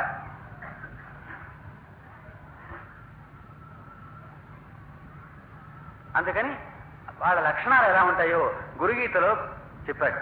అందులో ఇప్పుడు నేను చెప్పిన శ్లోకం అట్టిది. గురుమధ్యే స్థితం విశ్వం, ఈ విశ్వమంతా కూడా గురువు యందే ఉన్నది. గురుమధ్యే స్థితం విశ్వం, విశ్వమధ్యే స్థితో గురు, ఈ విశ్వమంతంతటా గురువే ఉన్నాడు. గురుర్విశ్వం నచాన్యోస్తి, ఈ గురువే, ఈ విశ్వమంతా నాకు గురుస్వరూపమే, ఇందులో ఆయన కాంతి ఇంకొకటి లేనే లేదు. తస్మై శ్రీ గురవే నమః. అది గురుత్వం అంటే. బ్రహ్మ విష్ణు మహేశ్వర స్వరూపం తానవటం అంటే ఏమిటంటే, అక్కడ అర్జునుడికి కృష్ణుడు ఇచ్చిన దర్శనం అంటే ఈ విశ్వమంతా నా రూపమే అని దర్శనమిచ్చాడే. అత దర్శనమైనా అత నిదర్శనమైన రెండిట్లో ఏదో ఒకటి ఇవ్వాలి. అప్పుడు మనం తల వంచాలి. అందుకని అటువంటి రూపాలు ఏ కలికాలంలో పోతూ ఉన్నంతకాలం ఉండవు కనుక, ఇంకా తగ్గిపోతూ వస్తాయి కనుక ఇంతవరకు మానవ చరిత్రలో రాలేదనబడినటువంటి అపూర్వమైనటువంటి అవతారం సాయినాథుడు. ఒక్కడు కనపడతాడు మొత్తం వచ్చిన మహాత్ములందరిలో. ఈ విశ్వమంతా నా రూపమే అని వచ్చిపోయిన ప్రతి భక్తుడికి అనుభవించినటువంటి వాడంటూ ఒక మహాత్ముడు ఉంటే ఆయన ఒక్కడున్నాడు. ఎవరన్నా కొద్ది మందికి అనుభవం ఇవ్వటం అందరు ఇచ్చారు. అట్లా కాదు, తన వద్దకు వచ్చిపోయిన ప్రతి ఒక్కడికి నువ్వు ఏ రూపాన్ని కొట్టినా ఏ రూపాన్ని ఆదరించినా తనకే చెందుతుంది అని అనుభవం ఇచ్చిన వాడంటూ ఎవడన్నా ఉన్నాడంటే చరిత్రలో ఆయన ఒకటే. ఇదెందుకు చెప్పానంటే విశ్వమంతా తన రూపమే నిరూపించేంత వాడు మాత్రమే గురువు అనదగిన వాడు, వానే మనం ఆశ్రయించాలి అనగానే వెంటనే మనకేమొస్తుందంటే జీవితానికేమో ఆధ్యాత్మికత ముఖ్యం వంటివి, ఆధ్యాత్మికతకేమో గురువుని ఆశ్రయించడం ముఖ్యం వంటివి. ఇప్పుడు గురువు అంటే విశ్వమంతా నా రూపం నిరూపించిన వాడే గురువు వంటివి. అటువంటి వాడు మనకు దొరికేదట, మనకు దొరకద్దు అని ప్రశ్న రాబోతుంది. కాబట్టి ఆ ప్రశ్నకు సమాధానం చెప్పానమాట. రాబోదంగా దొరికేదట అని కాదు, దొరికాడు, పట్టుకోవడం చేతవద్దు.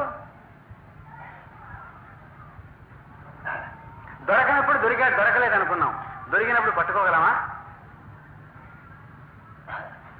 దొరకనంతసేపు ఏమనిపిస్తుందంటే దొరకాలే కానీ మనం పరబ్రహ్మ స్వరూపులం కాకుండా ఊరుకుంటామా అనిపిస్తుంది. ఎవరికి వాడికే నాకు అంత పూర్ణుడైన గురువు దొరకాలే కానీ దొరికితేనే సాధించకుండా వదులుతానా, ఆయన వదిలిపెడతానా అనిపిస్తుంది. దొరికిన తర్వాత ఆయన నిజమేనంటావా అనిపిస్తుంది. ఎట్టా ఇది ఇది ఈ చరిత్ర మన్నాటిది కాదు, మన రోజుది కాదు, ఆ రోజు నుంచి ఉంది. విశ్వరూప సాక్షాత్కారం కాగానే అయ్యో బుద్ధి పొరపాటు అయిపోయి, ఓ స్నేహితుడా, ఓ యాదవ, ఓ కృష్ణ, ఎంతో చనువుగా పిలిచాను, బుద్ధి పొరపాటు అయిపోయింది, నువ్వు పురాణ పురుషుడు పరమాత్మ స్వరూపం తెలియలేదు, క్షమించు నన్ను అన్నాడు. బాగానే ఉంది. యుద్ధం అయిపోయింది, మహాభారత యుద్ధం అయిపోయింది. కథ వేసుకుని చివరికి ఇంటికి వచ్చారు కృష్ణుడు అర్జునుడు. కృష్ణుడు అన్నాడు అర్జునుడిని దిగవయ్యా అన్నాడు. అర్జునుడు కోపం వచ్చింది, నువ్వు సారథివి, నువ్వు దిగి తలుపు తీసి నన్ను దిగమనాలి, ఎంత భావం అయితే మాత్రం అని వాడు ఆగ్రహించాడు. అప్పుడు కృష్ణుడు అన్నాడు దిగ అన్నాడు. 7 సార్లు దిగమన్నా. అంత మాట అంటే దిగేశాడు అర్జునుడు. అప్పుడు కృష్ణుడు రథం నుంచి ఒక్క దూకు దుక్కాడు బయటికి. వెంటనే కర్పూరం మండిపోయినట్టు మండిపోయింది ఆ రథం. అప్పుడు కృష్ణుడు చెప్పాడు, వాళ్ళు యుద్ధంలో వేస్తున్నటువంటి అస్త్రాలన్నింటినీ నా యోగశక్తితో అణిచిపెట్టాను కనుక నువ్వు బతిగుండి యుద్ధం చేసావు ఇప్పటిదాకా, నేను ముందు కనుక దిగుంటే దాంతో పాటు నీ పని అయిపోయేదన్న. అప్పుడు కాళ్ళు 2 పట్టుకుని బుద్ధి పొరపాటు అయిపోయింది, మళ్ళా ఇదివరకు ఒకసారి తెలియక పొరపాటు అయిపోయింది అనుకున్నాను, ఇప్పుడు తెలిసిన తర్వాత కూడా మళ్ళా పొరపాటు అయిందన్నాడు. అట్లాగే మనకి ఇదివరకు అటువంటి పరిపూర్ణుడైనటువంటి సిద్ధపురుషుడు గురువు లభించలేదు అనుకున్నాము, ఇప్పుడు లభించాడు. ఎంతటి గురువు లభించాడో మీ అందరికీ పరిచయం అయ్యే ఉంటుంది. అందుకని ఆ పరిచయమైన వాడిని ఇప్పుడు మనం పట్టుకోగలమా? మనకు లభించాడంటే ఎవరు, ఎట్టా ఉన్నాడు, ఎక్కడున్నాడంటే అడుగు. గురు అనేటువంటి 2 పదాలకు ఎవరికి అన్వయం ఇచ్చడానికి తగుతుందో, ఎవరికి పనికి వస్తుందో ఆ మాట, ఎవరు లేకపోతే భూమి మీద ఆ మాట నిరర్థకం అవుతుందో అదిగో స్వరూపం. ఇప్పుడు నేను చెప్పిన శ్లోకానికి సరిపడేది. ఇవాళ విషయం జీవితం, ఆధ్యాత్మిక జీవిత రహస్యము అనే దాంట్లో జీవితానికి రహస్యమే యోగము, ఆధ్యాత్మికత, నిరంతరం పరమాత్మ స్వరూపాన్ని గుర్తుపెట్టుకోవటం అన్నాం. ఈ ఆధ్యాత్మిక జీవితంలో రహస్యం భగవద్గీతలో కృష్ణుడు చెప్పినటువంటిది ఏమిటది? సద్గురువుని ఆశ్రయించమని. 18వ అధ్యాయంలో చివరిలో మళ్ళా అశ్రద్ధ కలిగిన వాడికి అట్లాంటి వాళ్ళకందరికీ చెప్పద్దురా అని చెబుతూ వచ్చాడు. అంటే కృష్ణుడు వాడు చెప్పాడంటే ఏడ్చాడు వాడు మహల్లే అనే వాడికి చెప్పవద్దన్నాడు. అంటే కృష్ణ పరమాత్మ ఎందు కూడా విశ్వాసం మనిషికి అవసరము అని చెబుతున్నాడు. అట్లాగే మనకు తద్విద్య ప్రణిపాతైన శ్లోకంలో సద్గురువుని ఆశ్రయించమన్నాడు అని చెప్పాం. ఆ గురువు యొక్క లక్షణాలు వీరిలో సంపూర్ణంగా ఉన్నాయి అని మీకు ఇందాకనే మనవి చేసింది. ఎట్లా ఉన్నాయంటే ఉదాహరణకు ఎవరెవరు ఏ దేవతను ఆరాధించుకుంటే వాళ్ళకి ఆ దేవత రూపంలో దర్శనమిచ్చాడు. నేను రాముల వారికి తప్ప ఇంకెవరికి నమస్కారం పెట్టను అన్న భక్తుడికి రాముల వారిలా దర్శనమిచ్చాడు. నమస్కారం పెట్టి లేచేటప్పుడు మళ్ళీ సాయినాథుడిగా కనిపించాడు. మారుతి భక్తుడికి మారుతిగా దర్శనమిచ్చాడు. దత్తాత్రేయ స్వామి భక్తికి తన దత్తాత్రేయ స్వామి స్వరూపాన్ని నిరూపించాడు. ఆ రీతిన ఎవరు ఏ దైవాన్ని కొలుచుకుంటే ఆ దైవం రూపంగా తాను దర్శనమిచ్చాడు. అట్లాగే వేరు వేరు సాధువులను తమ గురువులుగా ఆశ్రయించుకున్నటువంటి భక్తులు వస్తే ఆయా సాధువుల రూపంలో, సత్పురుషుల రూపంలో ఆ భక్తులకు దర్శనమిచ్చాడు.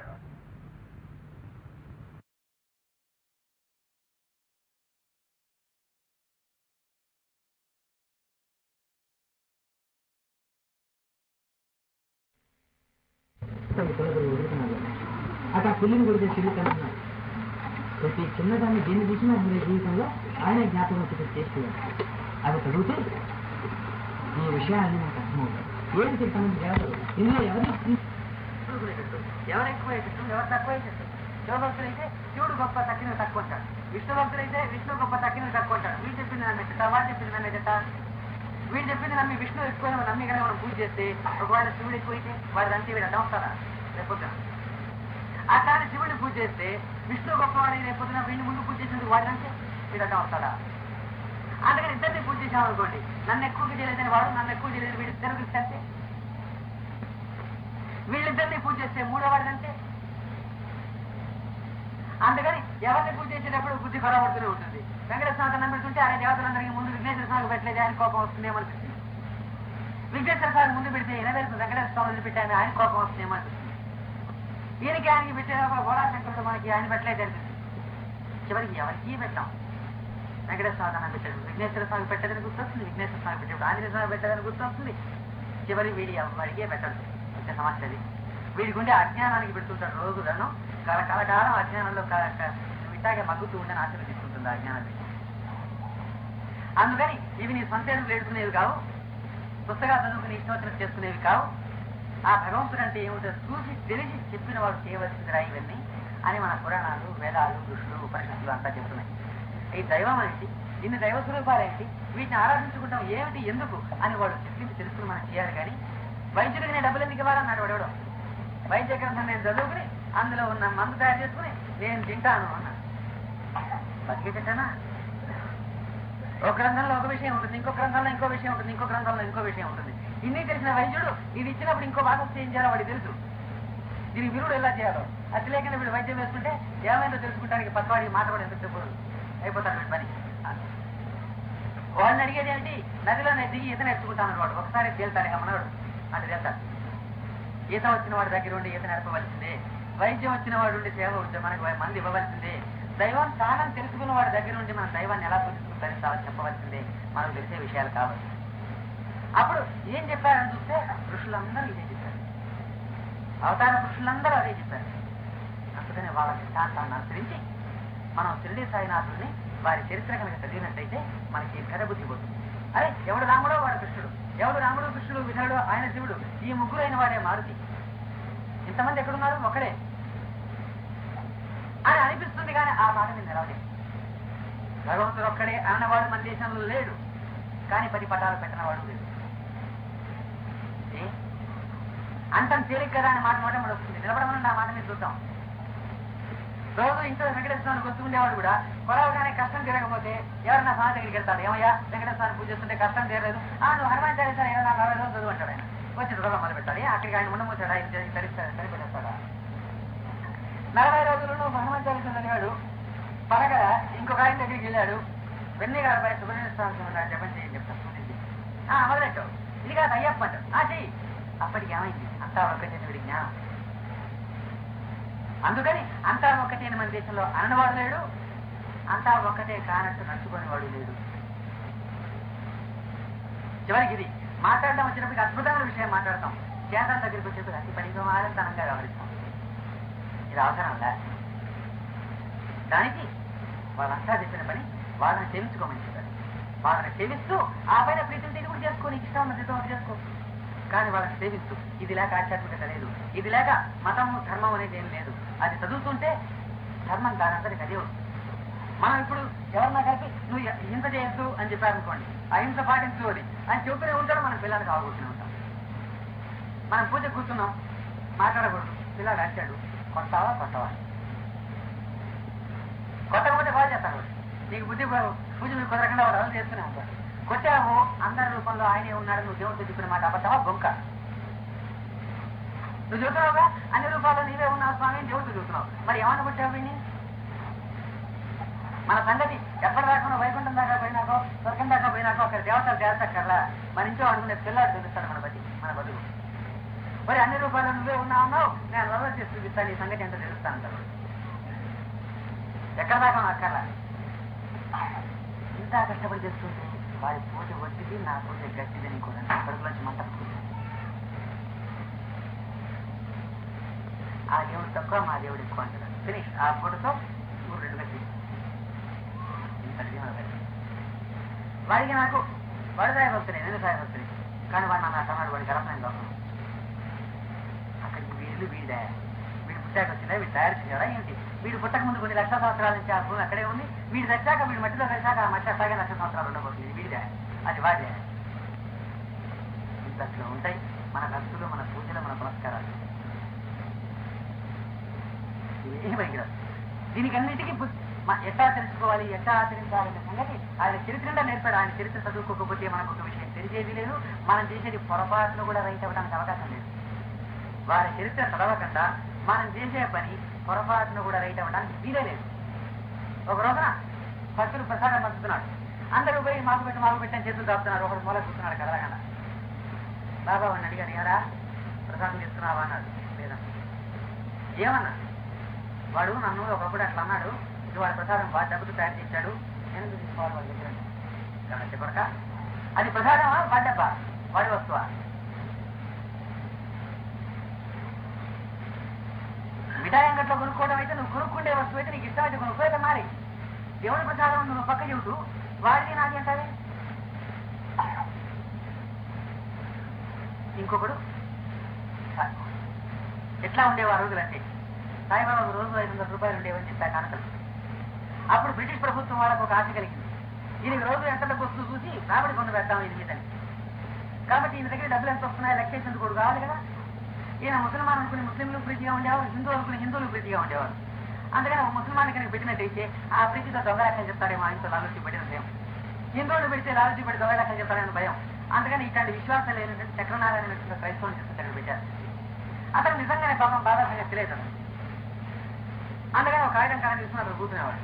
ఎవరు నా భక్తులు వచ్చి 10 రూపాయలు ఇచ్చాడు, ఎంతది బాబా సాయిబాబాను పట్టుకుని, ఒరే 10 రూపాయలు అంటే 10 15 సరిగా చెప్పు. భక్తులకు లోపల నుంచి కడుపు మండిపోయింది. వీళ్ళందరికీ ఆయన దైవ స్వరూపం అనుకుని వీళ్ళు ఇస్తే ఆయన ఒక దొంగ కింద లెక్కేసి 15 రూపాయలు ఇచ్చి 5 దాటుకుని 10 లక్షలకి నీకు ఇప్పుడు కింద లెక్క కట్టేవాడు. అతను అట్లాగే మాట్లాడేవాడు, 10 11 అసలుగా లెక్కతో నేను బాబాను పడుతుంది. బాబా అమాయకుల్లాగా పక్కవాడికి ఇచ్చి లెక్క పెట్టించేవాడు.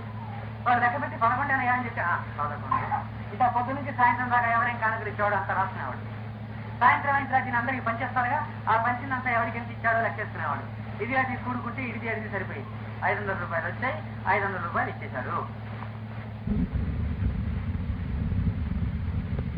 కడుపు మంటగా ఉంది.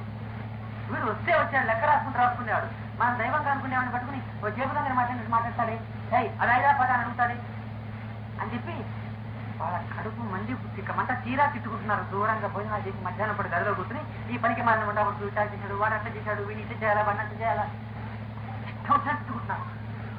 ఎక్కడ దాదాపు 10 పర్లాంగు దూరం బాబా మసీదులో కూర్చున్నాడు. కూర్చుని వాడు అక్కడ వాగుతున్నాడు గదిలో. సాయంత్రం 4 గంటలకు నేను అక్కడ తోట వైపు వస్తున్నాను, అక్కడ వచ్చి నాకు కలవమని వీడు పోయి చెప్పాడు. సాయంత్రం 4 గంటలకు బాబా తోటకు వస్తున్నారట, తోటకి వెళ్ళే దారిలో నేను కలవమన్నారు. ఆయన గొప్పతనం చూడండి ఎట్లా ఉంటుంది. ఆయన చెప్పదలుచుకుంటే దృష్టి అంతా వచ్చి పాఠం చెప్పడానికి ఉదాహరణగా తెలుసుకుంటుంది. 4 గంటలకు బాబా వస్తుంటే వీడు వచ్చాడు ఎదురుకుండా. వస్తే దూరంగా పంది పెంట తింటాడు. అరే ఏం చేస్తున్నారు ఆ పందెను? ఏం చేస్తుంది బాబా? పెంట తింటాను. అట్లా కాదు చెప్పింది సరిగా లేదురా. శుద్ధంగా ఉండే దాని నాయకుతోటి నేల మీద ఉండే మలినాన్ని తను తీసుకుని నేలని శుద్ధం చేస్తాం. చూసా, మలం నేల మీద ఉంది, దాని నారికి శుద్ధంగా ఉంది. దాని నారికి ఉండే శుద్ధిని నేలకిస్తోంది, నేలకుండే మలినాన్ని ఏమో నారికి తీసుకుంటాం. అవును బాబా, నువ్వు చెప్పింది కూడా బాగానే ఉందన్న. మధ్యాహ్నం నుంచి నువ్వు చేసిన పని అదే అన్న. అదేంటన్నా అంటే బాబా చెప్పారు, ఒకడిని ఒకడు తనివి తీరా నిందించుకుంటూ తిట్టుకుంటూ ఎప్పుడు ఉంటాడో అప్పుడు తను చేసిన పూర్వపుణ్యం అంతా అవతల వాడికి ఇచ్చి వాడి పాపాన్ని మాత్రమే తీసుకుంటాడు. అప్పుడు వాడికి ఏంటన్నారు బాబా, ఒరే నువ్వు షిరిడి వచ్చి మాత్రం నీ ఎప్పటికీ జన్మ ఎప్పటికీ బాగుపడుతున్నా నేను ఇట్లాంటి పనులు చేస్తాను. ఏది అందరి దేవతల్ని పూజ చేయడం కంటే కూడా అందరి దేవతలు అనుకోమైనటువంటి షిరిడి సాయినాథుని పూజ చేయడం గొప్ప సంగతి చూసాం. పూజ చేయడమే కాక షిరిడీలో వెళ్ళి ఆయన సేవలోనే ఉంటూ ఉంటే ఇంకా ఎంత గొప్ప. అదంతా పడైపోతుంది చెప్పాడు ఒక పొరపాటు. వంటలంతా చేశారంటే అక్కడ బాగానే ఉన్నాయి, కానీ సూర్యుడికి పురుగులు పడ్డాయి వాటిని పెట్టాం మొత్తం పడైపోయా. అట్టగా నువ్వు చేస్తున్న పుణ్యాలు యాత్రలు మొత్తం పడైపోతాయన్నాడు ఆ ఒక్క పని వల్ల. ఏంటి ఇద్దరు కూర్చుని మూడో మనిషిని లేకుండా తిట్టుకుంటూ కూర్చుని పని మనం ఎవరన్నా చేయకుండా ఉండే పని అది. దరిదాపులు అందరం చేసే పని. నాకు ఒకటి దొరుకుతాడు మీకు ఒకటి దొరుకుతాడు అంటే కూర్చుని ఇదంతా వాడి ఇట్లా తిట్టుకుంటూనే ఉంటాం. మన పూజలన్నీ దేవుడు తీసుకుంటున్నాడనే మన ఉద్దేశం. మనం స్వర్గం వైపు వెళ్ళిపోతున్నామని రేపో మాపో మనకి వైకుంఠంలో కారు పిలుస్తా కారు చెప్పిస్తామని మన ఉద్దేశం. మనం చేసే పూజలకు మనం చేసే పూజలు పైసా అయితే మనం చేసే ఈ దౌర్భాగ్య పనులు 99 పైసలు ఉంటాయి. మనం ఎక్కం ఎప్పటికీ స్వర్గానికి. అది ఆయన చెప్పేది. ఇలాంటి విషయాలు జాగ్రత్త పడ్డా నీకు జాతకాలు. నువ్వు పూజలు చేసేది ఎందుకురా, పురస్కారాలు చేసేది ఎందుకురా, షిరిడి వచ్చేది ఎందుకురా అన్నాడు. మొత్తం దండగైపోతుంది పొమ్మన్న అంటూ ఏమన్నాడు. ఇప్పుడు వారి కథ మనం మాటి మాటికి చదువుకుంటా ఉంటాం. పొరపాటున ఏమారి ఎవరి గురించో ఆ విధవ ఇచ్చాట్రా, ఇప్పుడంతా పెద్ద మనిషి నలుగురు తిరుగుతాడు కానీ ఒకప్పటి కానీ తప్పుడు పని చేశాట్రా, వాడిని బలం నడపట్టు తన్నాట్రా అని మనం తృప్తిగా మాట్లాడుకునేటప్పుడు రేపు పొద్దున పుస్తకం చదివేటప్పుడు నాకు గుర్తొస్తుంది పండి చేసిన పనే మనం చేశామని బాబా చెప్తున్నారు. అందుకని రోజు రోజుకి చెంపరేసుకుని ఆ గుణం మానుకుంటూ మనం వస్తాం. ఈనాడు మంచి చురుకైన బుర్రలు కలిగిన వాళ్ళు మనం అడుగుతుంటే మన దగ్గర సమాధానాలు లేవు. ఏమయ్యా 10 ఏళ్ల నుంచి 15 ఏళ్ల నుంచి 20 ఏళ్ల నుంచి 60 ఏళ్ల నుంచి నువ్వు పూజలు పునస్కారాలు చేస్తున్నావే, నీకు ఎప్పుడా కనపడ్డాటగా మనకు కనిపించాలని చెప్పగలమా? మనకు 70-50 ఏళ్ళ వయసులు ఉన్నాయి. మనకు తెలిసిన 10 ఏళ్ళ నుంచి బుద్ధిగా మనం పూజలు పునస్కారాలు చేస్తున్నాం. ఏం కనపడలేదు. ఎట్లా నమ్ముతున్నావయ్యా? ఈ కట్ట పనులు చేస్తే కనపడతాయి. అగ్గిపుల్ల నెమ్ముకుంది 20 సార్లు తిరుగుతున్నా. అగ్గిపుల్ల నెమ్ముకోకుండా ఉంటే 1, 2, 3 వెలుగుతుంది తప్పకుండా. నెమ్ముకుంటేనో ఆ మందంతా పోయి అగ్గిపెట్టే బాడైపోయిన దాకా రుద్దుతున్నా వెళ్ళదండి.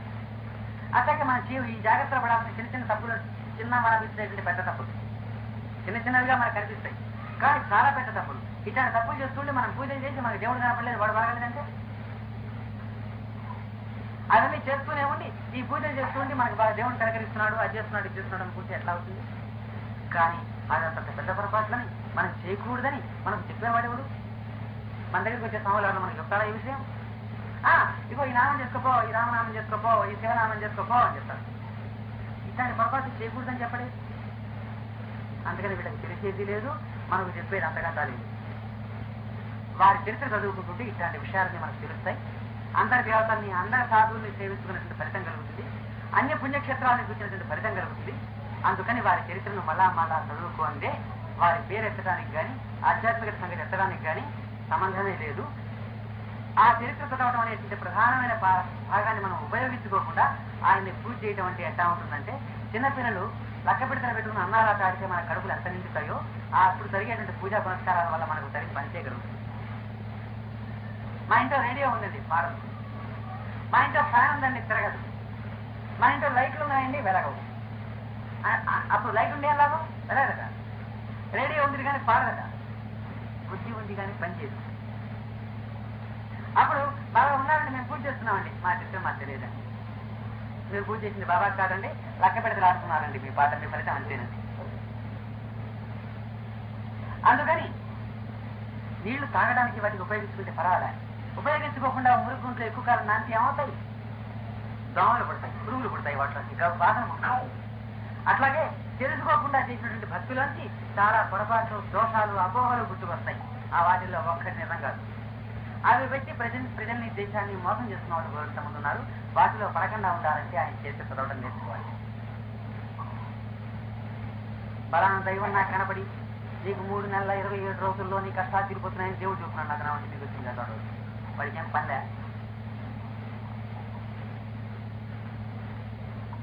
ఈ విశాల విశ్వం అంతా నిండుండేవాడు వాళ్ళు ఒట్టు మీకు ఎట్టొస్తారండి మీరు చెప్పండి. ఇప్పుడు ఆకాశం అంతా కనపడుతుంది కదా, ఈ ఆకాశం అంతా నా క్లాసులో చెప్పండి వస్తుంది. వదలపూరు గ్రామం అంతా ఈ రామాలయం గర్భాలయంలోకి వచ్చి కూర్చుంటుంది చెప్పున్నా. అసలు అనంత విశ్వం అంతా నిండుండేది నాలో చెప్పండి వస్తుంది.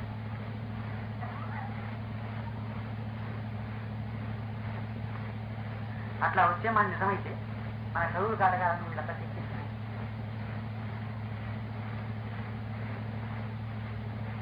అందుకని 56 ఏళ్ళలో సాయిబాబా ఎప్పుడన్నా చెప్పుకున్నారా నా వంటి మీకు ఏమన్నా వచ్చాడని? లేదా సాయిబాబా నా వంటి వీడికి వచ్చాడని చెప్పే దమ్ము ఎవరికైనా ఉంటుంది ఆ రోజుల్లో? ఇప్పుడు ప్రతిపాదిస్తున్నాడు అనుకోండి, ఎందుకంటే ఆయన అడిగేందుకు ఆయన లేదని ఉద్దేశం. అదే కుక్కలో ఉండి ఆయన, నాకు దమలో ఉండి, నా చెమలో ఉండి, పన్నిట్లో ఉండి ఆయన ఉండి ఎప్పుడు ఉండేవాడికి ఓ దాంట్లో రావడం ఏంటి పోవడం ఏంటి ఎప్పుడు ఉంటే ఆయన అట్లా అనగానే మనం భయపడిపోతాం. ఏముంది సాయిబాబా వచ్చాడు నాకు చెప్తున్నాడు నీకు ఇట్లా రేపు పట్టాట అనగానే మనంతా వేరే దగ్గర వెళ్ళి పడిపోయింది. సరేనా? ఒకటి భగవాన్ మనకు నిద్దట్లో మన మనస్సు ఎలా అయితే దిగిపోతుందో, సినిమా చూసేటప్పుడు సినిమా కథలో మన మనస్సు ఎట్లా అయితే నిమగ్నం అయిపోయి లోకాన్ని మర్చిపోతామో అట్లా బాబాని ధ్యానిస్తూ ఉంటాం వల్ల మనం మర్చిపోతాం. అంతేగాని సినిమా అంతా మనలోకి వచ్చేది, మనం సినిమాలో కలిసిపోతాం.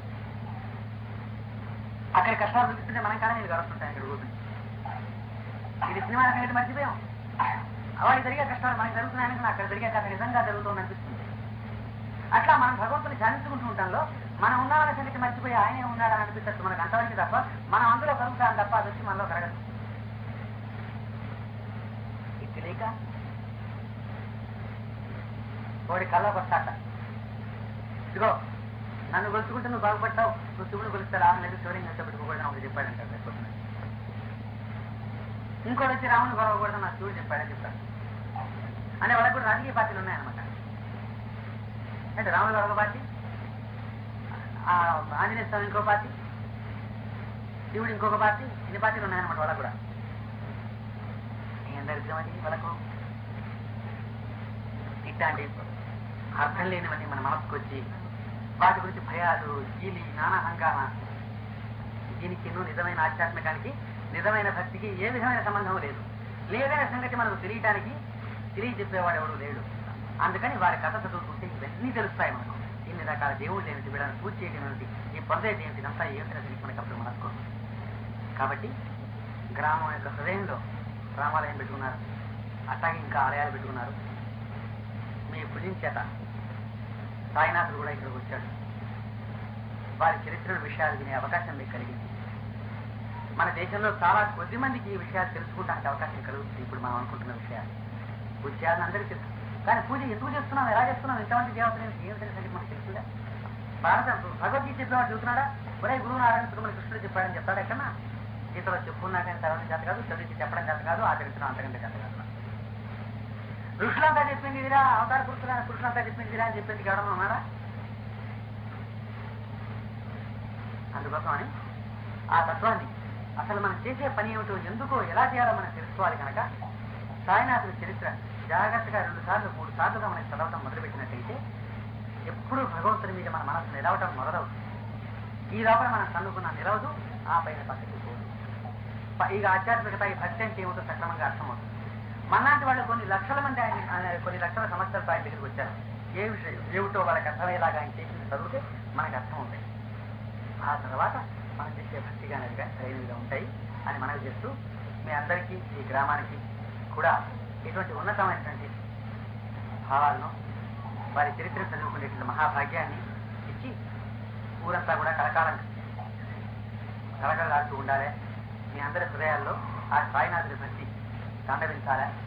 గ్రామంలో ఉన్నటువంటి ఆలయాలు, దేవతలు అన్నీ కూడా సజీవంగా అందరికీ పరిగేటువంటి శక్తివంతమైనదిగా మీ భక్తి విశ్వాసాల యొక్క బలం చేత ఉండాలి అని భగవంతుని ప్రార్థిస్తూ ఇస్తారు.